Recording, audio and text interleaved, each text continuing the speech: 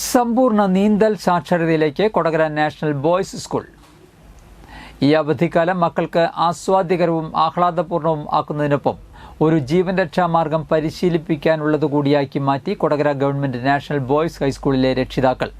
പ്രഗത്ഭ നീന്തൽ പരിശീലകൻ ഹരിലാൽ മൂത്തേടത്തിന് മക്കളെ ശിഷ്യപ്പെടുത്തിക്കൊണ്ടാണ് 10 ദിവസത്തേക്കുള്ള നീന്തൽ പരിശീലനം സംഘടിപ്പിച്ചത്.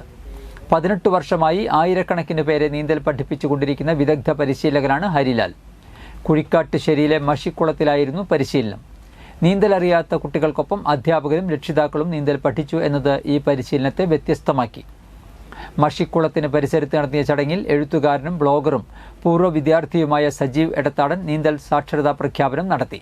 PTA president Santhosh Kumar KS അധ്യക്ഷത വഹിച്ചു. Vice president Manoj VR, CB Suresh, first assistant Jobin M Thomas, staff secretary Sandhya PU തുടങ്ങിയവർ സംസാരിച്ചു.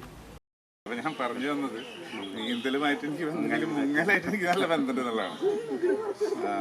നമ്മൾ പുറത്തൊക്കെ പോകുമ്പോഴാണ് നമുക്ക് ഈ സേഫ്റ്റി ഫസ്റ്റ് എന്നുള്ളൊരു സാധനം മനസ്സിലാവും. പ്രത്യേകിച്ച് മലയാളീസ് നമ്മളിവിടെ ഞാൻ ഇവിടെയുള്ള പല സ്ഥലത്തും പോകുമ്പോഴും സേഫ്റ്റിക്ക് നമ്മളത്ര ഇമ്പോർട്ടൻസ് കൊടുക്കുന്നില്ല.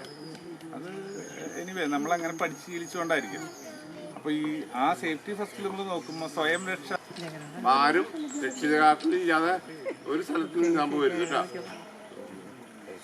പിന്നെ പത്രത്തിലുണ്ട് ഒരെണ്ണം, ഒരു കുട്ടി കുന്നംകുളത്ത് മരിച്ചു. അതും ഫ്ലാറ്റിലെ സ്വിമ്മിംഗ് പൂളിലാണ്. ഇത് അത്ര ഇടുങ്ങിയ സ്വിമ്മിംഗ് പൂളിൽ പോയിട്ടും ഒരശ്രദ്ധയാണ് കാരണം.